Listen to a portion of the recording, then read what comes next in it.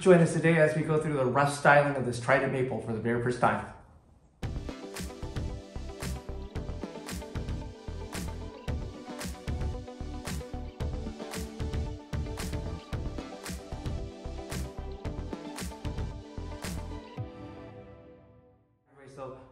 In the previous video, you saw how we collected this, that's probably a bad name for it, but you actually saw us take this Trident maple from Ed Clark's nursery in Lindsay, California. And today what we're gonna do is do the rough styling. We're trying to get this into a smaller, actually reduce that root ball a little more than half, and then take away most of the rough structure before spring.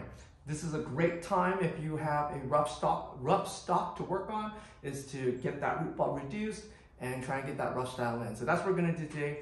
I'm gonna turn the camera around before I do anything, and then we can go some detailed shots and give us an overall idea of what we're gonna do in the next couple minutes here. All right, so what I've done is I removed it from the pot that you saw from Ed Clark that grew in the ground. So this is a root ball. Check out this root ball. It's kind of interesting. This is all Nabari. This is all that Nabari. This was up to the ground, was up to here. Expose all this to really quickly see what do I have to work with. And you can see I have a huge Nabari. This is easily, that's easily 12 inches across, okay? And that's not even to the root level. So you can tell where it kind of grew, hit the pot beside pot and went straight down. So, and that's kind of Ed's growing method. I mean, you're going to be limited to your pot growth.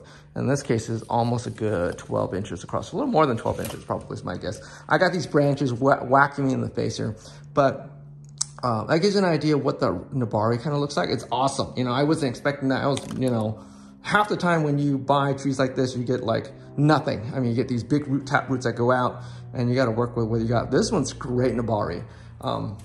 Let's look at the mid area. So the mid area here, little different story. We got some segment growth. So Trident maples grow from the inner nodes, where the inner nodes are. That's where they're really going to pop out. You can tell we got some major inner node growth here. You got some, you know, some reverse taper in this area because of these nodes that have these major branch growth. Excuse me. So we got some things to need to worry about, and it's really looking for that front. So let me back up really quick. Let me see if I can zoom out. I don't think I can zoom out. Let me do the old-fashioned zooming out. Here we go. Here's the old-fashioned zooming out. This is probably one of my potential fronts in this area.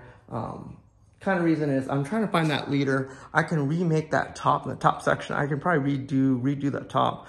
We got some hipping right here. We got a little bit of hipping here, and then you can see these reverse taper points. So, but the Nabari, like if you change it right here, you got the widest Nabari that's showing right there. So that's something to look at when you're looking for a front. That's something I look for. It's to find the least, I can say this politically, least distracting view of what you got. The other front would be following this other leader, which Ed Clark was trying to tell us to follow. It's going to be right around there. That's the other front. It's not as dramatic. You don't get that as wide of a as a trunk line to follow this line here. That's probably the line that I would be following if I followed this front. This is not a bad front because I already have a leader that's usable. So that's kind of the benefit. If you turn it a little to the left here, you'll see this reverse tapering that's occurring. So what I'm gonna do today is, first thing I'm gonna remove about 90% of these branches. All these branches are gonna cause reverse taper. That's the first thing I'm gonna try to remove first. If you look carefully in the detail shots, I actually marked it with a marker. I'd spend a good couple days going back and forth. And then I actually marked with a Sharpie marker branches I'm gonna take off. So I did mark some of the branches immediately that I knew I was gonna take off. And if you have anxiety like I do, that's one way for you to stop having that anxiety of like, do I take that branch or that branch? Just mark with a marker. and then kind of think about it before you do it. But some people, you know, they just go headstrong and they gun it. Trident's really great sample. They really like, they can take a brutal, drastic cutback and then come back pretty strong. So let me get some of my tools out. Let me start cutting some of these branches away first and kind of seeing that silhouette. I'm gonna leave some of the major branches. I'm gonna leave like one branch in certain areas to grow those out so I can get some delineation and some tapering of some of those branches. So let me get a little closer shot and you can see what I'm doing on the detail camera. All right, so here's the detail camera. You can now see clearly where I have marked some of those branches. And I'm just gonna go in. I'm literally just gonna go in with some big boy tools, big girl tools, big tools and stuff that I barely own. And I'm just gonna do just as best I can. This camera's in the way. I'm just gonna just kind of whittle my way across all these branches. Okay? And that's, I mean, the hard part today is like, how do you know which branch to get out of the way? So how I was taught is any branches that are, especially in this stage when it's really early development stage, any branches that are very thick, okay, that's number one, out of the way. So this branch was extremely thick, okay. And then if you not notice, I'm just kind of nipping. I'm not grabbing as much as I can. I might go back in early spring to concave some of these things. Let me grab another tool.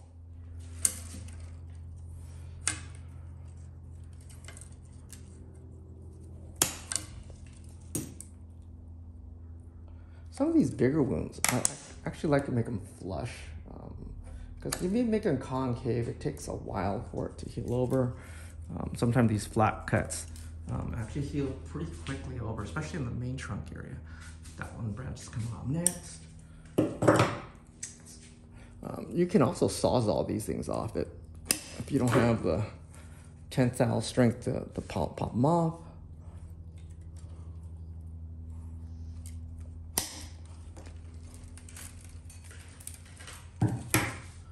Big branch in the back is gonna come off next.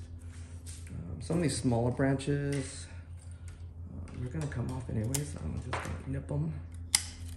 Let's see those, that's out of camera view, but yeah, that's what I'm gonna do. So let me pause the camera and then I'll come back when most of the big branches are gone and then we'll talk about the small branches. All right, so this is me. I'm gonna seal these wounds up in a couple of minutes here. This is early. Oops, sorry. This is early winter or late winter, February. We got 17 weeks till spring, or 7 weeks till spring. And you can see how this is progressing so far. So what I did is I went through and cut off all the big branches first. Trying to reduce reverse taper. That's really the goal first. And then I'm making sure these cuts are flush and clean. So here's one, here's one potential front I'm looking at. It's not bad. That's right there. So it has the widest nabare showing. It has a pretty decent movement right here. Really good taper. Might have to have a new leader somewhere around here somewhere. There is a branch up here that I could probably use, but it'd be really tall and lanky. This is a long internode. Remember, no growth occurs in between an internode. I could grab a new leader here. That's another idea too. Taper is not bad, and if you eliminate this branch right here, it's not bad. You got some little bit of movement, makes a really cool, like almost like a chokan or informal and upright. Okay, and the other front, we follow this guy as a leader, somewhere around here. This is also not bad too.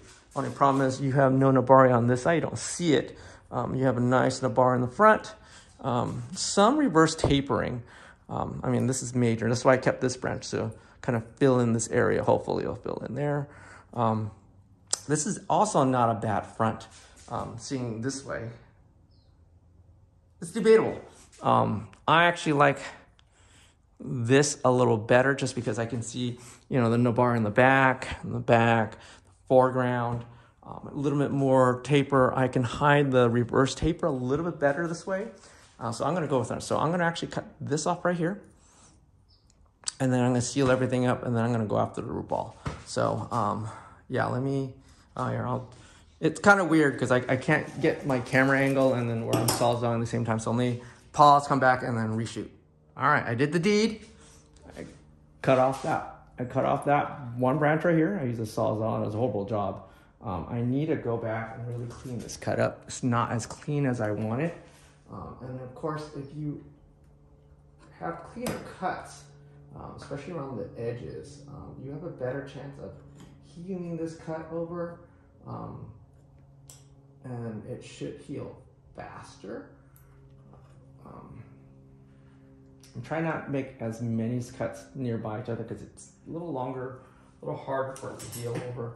Sorry, a little dead ones, okay? So, okay, now, I think I got everything I want. That's probably the front that I'm gonna be aiming at.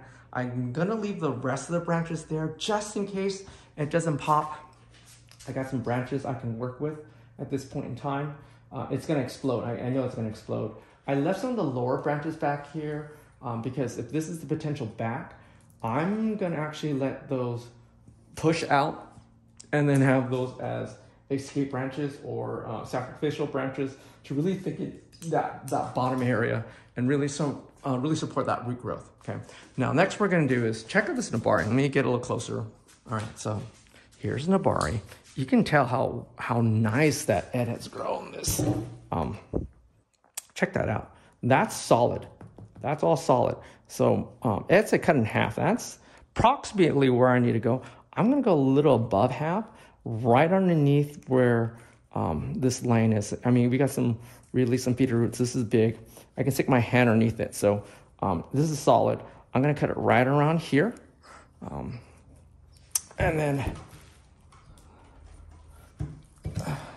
And I got a lot of feeder roots on here. So this is where that line's gonna be. So I'm gonna turn off the camera. I gotta do this with two hands. I can't have the camera running just in case. There's some really big roots here where it was grown into the ground.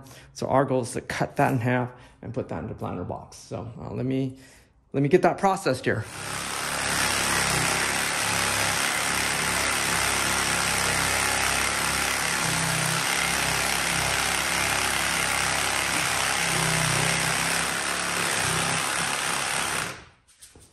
Here's the moment of truth. I just finished sawzalling it. I haven't looked inside yet. Oh, look at that. That's a lot of... I can probably get lower. See, now it's... Oopsie. Let's see what we have left.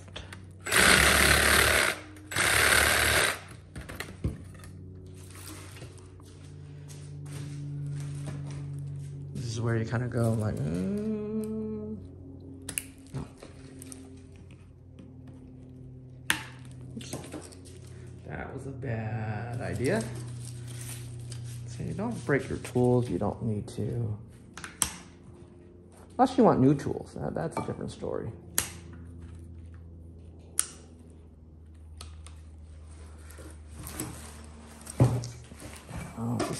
Oh, some of the smaller roots. Okay, so that's holding this root ball down.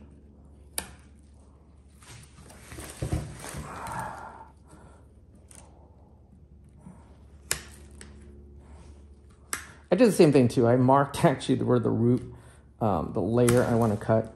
So it gives me an idea of the level I'm cutting to.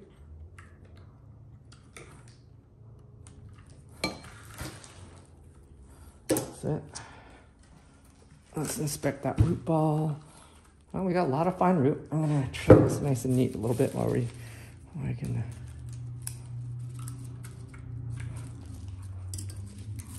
Now, important part, any root that's turning into the root ball, I don't want.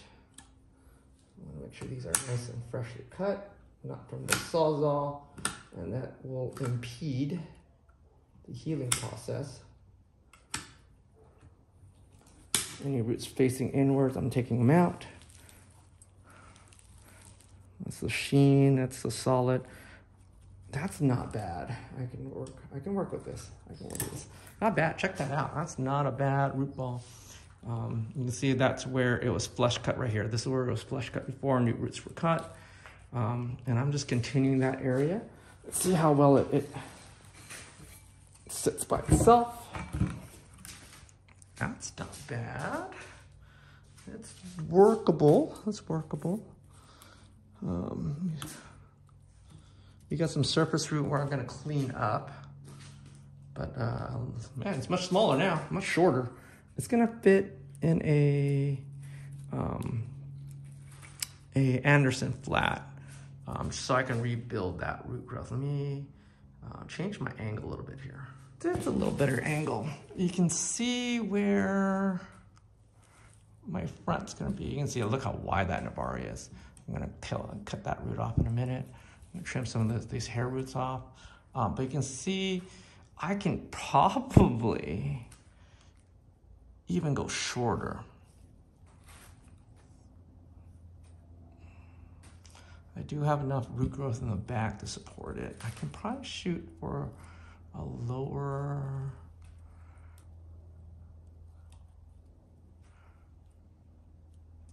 especially at this stage. At this stage, you're like, you know, I could go lower. Let me think about this before I proceed. You know, sometimes they say no guts, no glory, you know. No, I'm not gonna gun it, not at this stage. I can probably, you know, I'm not gonna cut any further. I cut a good, I mean, look, I cut a good chunk off already. These were the roots that came down. Without a lot of these feeder roots, it may not take, excuse me. So I'm just gonna leave it as is. I'm not gonna push my luck any further. It's really a low root ball at this point. Really big nabari showing. Let me clean up some of this stuff, put it in a pot, and I'll continue from there. So looking at this bottom of the shin, or the bottom portion of this root ball, I found this like weird stuff right here. I couldn't figure what that was until a chunk fell off. Anybody recognize what that is? That's right, that's a ceramic piece. So when Ed actually grew this in the ground, he actually put a tile right over the base of the root ball to force the roots to flare out. And this is why I have this really massive nabari. So thank you, Ed, for doing that. And your little trade secret here. This is like cheap tile, but hey, it gets the job done. So let me get a, I just cleaned the bottom of the root ball really quick. Let me get my Anderson flat and then shove it in, call it a day. I missed this part, I'm cheating. I just got an old Anderson pot, got my my repotting mix, which is 1/3, 1/3 pumice, lava, and akadama, and a little bit of kanima, just because I had some the acidic property. And what I'm doing is, I didn't wire it, I'm just gonna throw it like it's really hot.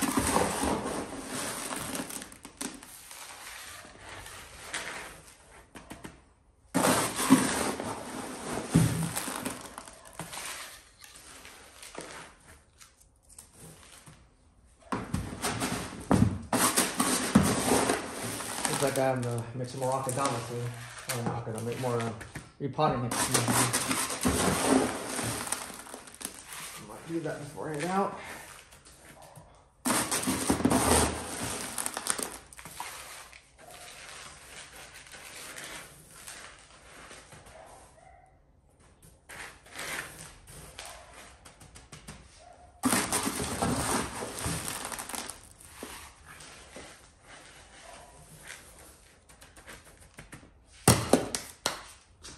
That's it. Let me seal some things up, and then I'll call it a day. So let me recap what we did today. So Took it out of its grow container, cut it almost 3/4, more than what Ed suspected.